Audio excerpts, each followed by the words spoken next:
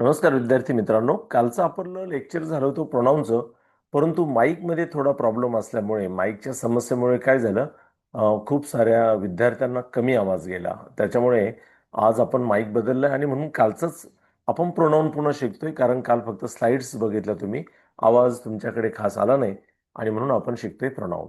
आता प्रोनाऊन म्हणजे काय? तर प्रोनाऊन म्हणजे सर्वनाम. प्रोनाऊन म्हणजे काय? प्रोनाऊन म्हणजे सर्वनाम. बघा, एखादी वस्तू, व्यक्ती, शहर यांना ठेवलेली नावं ही नाउन्स असतात, परंतु ह्याच नामांची पुनरावृत्ती टाळण्यासाठी ज्या अक्षरांचा वापर केला जातो त्यास सर्वनाम असे म्हणतात. इंग्लिशमध्ये प्रोनाउन म्हणजे काय? प्रोनाउनचे डेफिनेशन काय? A pronoun is a word. Pronoun म्हणजे असं अक्षर आहे यूज्ड, जे वापरलं जातं इन प्लेस ऑफ नाउन, नावाच्या ठिकाणी, टू अवॉइड रिपिटेशन, त्याच नामाची पुनरावृत्ती टाळण्यासाठी. तेच नाव पुन्हा पुन्हा घेतलं जाऊ नये आणि त्याची पुनरावृत्ती टाळण्यासाठी याचा वापर केला जातो. अँड मेक सेंटेन्सेस स्मूदर, आणि ते वाक्य अजून स्मूथ होतात, ऐकायला छान वाटतात, असा त्याचा अर्थ आहे. उदाहरणार्थ, राहुल इज अ स्टुडंट. ह्या वाक्यामध्ये मित्रांनो, राहुल राहुल काय आहे? नेम आहे, नाम आहे. ऍक्च्युली सेंटेन्समध्ये त्याची सब्जेक्टची जागा आहे, परंतु राहुल पार्ट ऑफ स्पीचच्या प्रमाणे काय आहे? नाउन आहे, प्रॉपर नाउन आहे, ठेवलेले नाव आहे एका मुलाला Rahul. Rahul is a student, Rahul विद्यार्थी आहे. ही स्टडीज इंग्लिश, आणि तो इंग्रजीचा अभ्यास करतो. बघा, राहुल नावाची पुनरावृत्ती टाळण्यासाठी पुन्हा तिथे ही अक्षर वापरलं आहे आणि ही इंग्लिशमधलं सर्वनाम आहे. राहुल इज अ स्टुडंट, आपण जर ही वापरलं नाही तर काय होईल मित्रांनो? Rahul is a student, Rahul studies English. Rahul एक विद्यार्थी आणि राहुल इंग्रजीचा अभ्यास करतो. ऐकायला छान वाटतं का? नाही वाटत. आणि म्हणून राहुल या नावाची पुनरावृत्ती टाळण्यासाठी पुढे ही वापरलंय. मग राहुल या नावाची पुनरावृत्ती टाळण्यासाठीच ही वापरतात का? नाही. राहुल सारख्या लाखो पुरुषांची किंवा मुलांची जी नावं आहे, या नावांची पुनरावृत्ती टाळण्यासाठी इंग्लिशमध्ये ही या सर्व नामाचा वापर करतात. ओके, पुढचं वाक्य बघू. Priya is my friend. Priya माझी मैत्रीण आहे. She is very kind. ती खूप दयाळू आहे. बघा, ह्या सेंटेन्समध्ये काय आहे? प्रिया प्रॉपर नाउन आहे. मग Priya is my friend, Priya माझी मैत्रीण आहे. Priya is very kind, Priya खूप दयाळू आहे. प्रिया इज इन मुंबई, प्रिया मुंबईमध्ये असते. असं प्रिया प्रिया प्रिया ऐकायला छान वाटेल का? नाही वाटणार. म्हणून प्रिया ह्या नावाची पुनरावृत्ती टाळण्यासाठी पुढे वाक्यात शी वापरलंय. म्हणजे शी हे जगातल्या कुठल्याही स्त्री किंवा मुलीच्या नावाचं प्रोनाऊन आहे. मराठीत ते सर्वनाम म्हणू. Priya is my friend. She is very kind. She stage in Mumbai. She is best in study. She comes first in her class. आपण किती प्रोनाऊन बघितले, अशी वाक्य बघता येतील. मग प्रोनाऊन, आता प्रोनाऊन मधला आपण पुढचा पार्ट बघू, त्याचे टाइप्स बघू. तर पहिलं बघतोय आपण पर्सनल प्रोनाऊन्स. पर्सनल प्रोनाऊन म्हणजे वैयक्तिक सर्वनामं. Refers to a specific person, या विशिष्ट व्यक्तीसाठी यांचा वापर होतो. ॲनिमल प्राण्यांसाठी वापर होतो. प्लेस ठिकाणासाठी वापर होतो. ऑर अ थिंग किंवा एखाद्या वस्तू गोष्टीसाठी वापर होतो. Examples, I. आता आय हे प्रोनाऊन कशासाठी वापरलं जातं मित्रांनो? आपल्या स्वतःसाठी. ही एखादी स्त्री असेल, एखादा पुरुष असेल, एखादं छोटं बाळ, मोठं बाळ, जगातलं जो कोणी आहे तो त्याच्या स्वतःचा उल्लेख करण्यासाठी, स्वतःचा परिचय करून देण्यासाठी तो इंग्लिशमध्ये आय म्हणणार. आता कुणाचं तरी नाव रोहित आहे म्हणून तो रोहित म्हणणार नाही. Rohit is good, Rohit is, तो आय म्हणणार, आय एम गुड. ओके, म्हणून पर्सनल प्रोनाऊनमध्ये पहिलं प्रोनाऊन कोणतं येतं? आय. दुसरं प्रोनाऊन कोणतं येतं? वी. वी म्हणजे आपण, आम्ही. आणि तिसरं कोणतं येतं बाबा? You.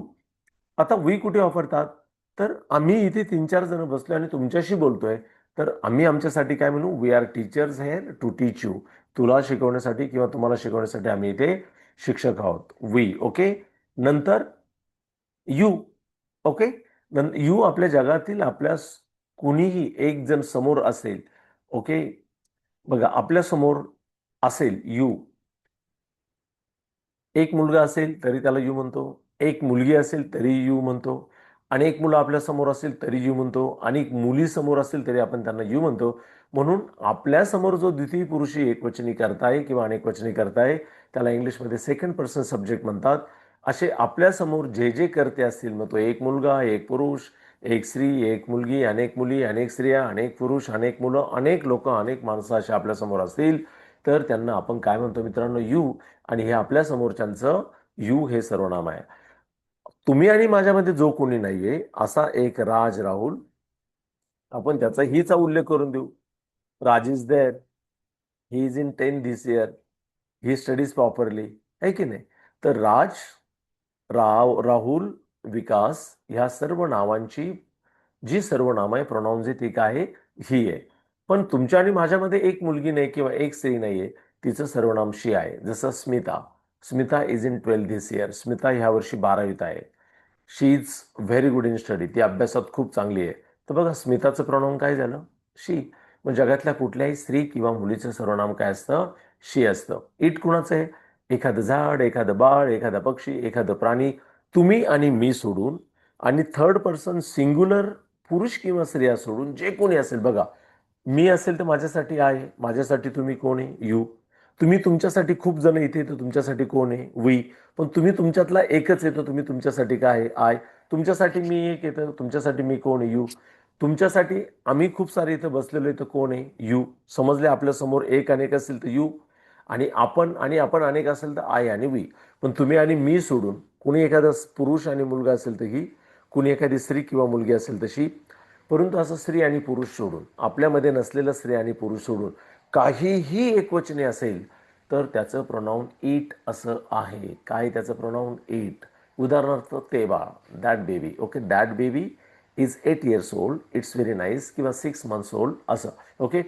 That tree is mango tree, it's a very sweet mango tree, ते खूप गोड आंब्याचं झाड आहे, असं अनेक. मग तो पक्षी बघा, that's a sparrow, it's very poor bird, तो खूपच गरीब पक्षी आहे. तर इट पण तुम्हाला समजलंय.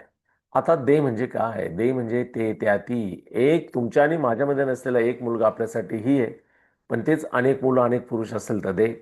तुमच्या आणि माझ्यामध्ये नसलेली एक मुलगी तिकडे बसली शिकते, तर आपल्यासाठी ती शी आहे. पण त्याच जर अनेक मुली अनेक स्त्री असेल तर दे. तुमच्या आणि माझ्यामध्ये नसलेला एक पक्षी, एक बाळ, एक झाड, एक प्राणी, एक पक्षी, काही पण असं एकवचने असेल तर ते इट आहे. पण ते अनेक झाले तरी दे. जसं तिथे 2 स्पॅरो आहेत तरी ते म्हणाल they are good sparrows. They are good sparrows, त्या चांगल्या चिमण्या आहे, असं. तो तुम्हाला दे पण समजलंय. They third person plural subject आहे. थर्ड पर्सन म्हणजे तुमच्या आणि माझ्यामध्ये नसलेला. अनेक वचनी करता असेल तर तो दे. तुमच्या आणि माझ्यामध्ये नसलेला एक वचनी करता असेल, मुलगा पुरुष असेल तर ही आहे. तुमच्या आणि माझ्यामध्ये नसलेली एक मुलगी एक स्त्री असेल तर शी आहे. तर आपण पर्सनल प्रोनाउन बघितले, I, we, you, he, she, it, they. प्रत्येकाचं उदाहरण बघू आपण. तुम्ही विद्यार्थी, तुम्ही म्हणू शकता आय एम ए स्टुडंट, मी म्हणलं आय एम अ टीचर. आता यूचं बघू, you are good boy, you are good girl. Okay. नंतर वीचं बघू, वी आर गुड फ्रेंड्स, आम्ही चांगले मित्र आहोत. हिचं बघू, he is my best friend, तो माझा सर्वोत्कृष्ट मित्र आहे. शीचं बघू, शी इज इन 10 धिस इयर, ती ह्या वर्षी 10वीत आहे. इटचं बघू, इट्स अँड ऑरेंज, ते ऑरेंज आहे, संत्री आहे. ओके. देचं बघू, they are all good boys, ते सर्व चांगले मुलं आहे. आपण सर्वच वाक्यांचं आपण इथे वाक्यांमध्ये वापर केलाय आणि त्याचे उदाहरणं बघितले. सेंटेन्सेसमध्ये I am a student, he plays cricket, they are my friends, इथे कमी उदाहरणं इथे लिहिली, पण मी खूप सारी तुम्हाला उदाहरणं सांगितली मित्रांनो. आता बघू आपण. ओके. आता एक पजेसिव्ह प्रोनाउन बघतोय, दुसरं possessive pronoun shows ownership or position. Possessive pronoun म्हणजे काय? तर ते ओनरशिप दाखवतं. ओनरशिप दाखवतं म्हणजे मालकी हक्क दाखवतं, किंवा पोझिशन हक्क दाखवतं. एक्झाम्पल्स मध्ये माईन. आता तुम्ही म्हणू शकता, दिस दिस हाऊस इज माईन, दिस कार इज माईन. आता धिस इज माय कार असं नाही बोलत मित्रांनो आपण. माय माय म्हणताना माय सुरुवातीला होतो, पण तुम्हाला जर याचा शेवटी वापर करायचा असेल तर तुम्हाला बोलता येईल, धिस सिटी इज माईन, हे शहर माझं आहे. धिस विलेज इज माईन, हे माझं खेड आहे. आणि मायचा वापर करायचा असेल, धिस इज माय विलेज. आता दिस पेन आर आर्स, हे पेन आमचे आहे. नंतर धिस होम इज युअर्स, हे घर तुझं आहे. धिस फ्रेंड इज युअर्स, हा तुझा मित्र आहे. तर बघा, आता यांचा वापर पुन्हा होणार आहे, पण ते रिफ्लेक्सिव्ह मध्ये घेणार आपण. आता his, this pen is his, this friend is hers, these are theirs, किंवा दिस बुक्स आर देअर्स, हे पुस्तकं त्यांची. सेंटेन्सेस आपण बघितले, पुन्हा खाली पण दिलेले आहे. तर धिस बुक इज माइन, हे पुस्तक माझं आहे. द हाऊस इज आर्स, हे घर आपलं आहे. द विक्ट्री इज देअर्स, आणि हा विजय त्यांचा आहे. अशा प्रकारे मित्रांनो आपण अजून पुढचे जे भाग आहे ते आपण पुढच्या व्हिडिओमध्ये बघू. आता रिफ्लेक्सिव्ह प्रोनाऊनमध्ये पण माय सेल्फ आलं इथे. आता रिफ्लेक्सिव्ह प्रोनाऊन म्हणजे myself, yourself, himself, herself, itself, ourself, themself. जसं I completed the work myself, मी स्वतःच माझं काम पूर्ण केलं. शी टॉट हर सेल्फ इंग्लिश, तिने स्वतःला इंग्लिश शिकवलं की ती स्वतः इंग्लिश शिकली. आणि दे एन्जॉयड देम सेल्फ, त्यांनी स्वतःच त्यांचा आनंद घेतला.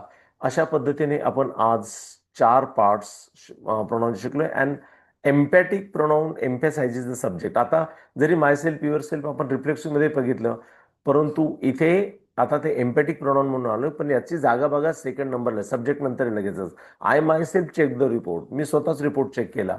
The principal himself attended the meeting, प्रिन्सिपलने स्वतःच मीटिंगला हजेरी लावली. We ourself completed the project, आणि आम्ही स्वतःच प्रोजेक्ट पूर्ण केला.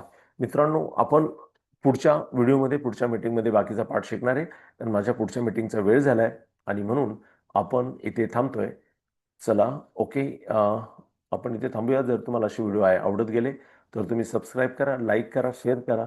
आणि अशा पद्धतीने आपण अगदी अगदी डिटेल आपण हे सर्व व्हिडिओ शिकणार आहोत.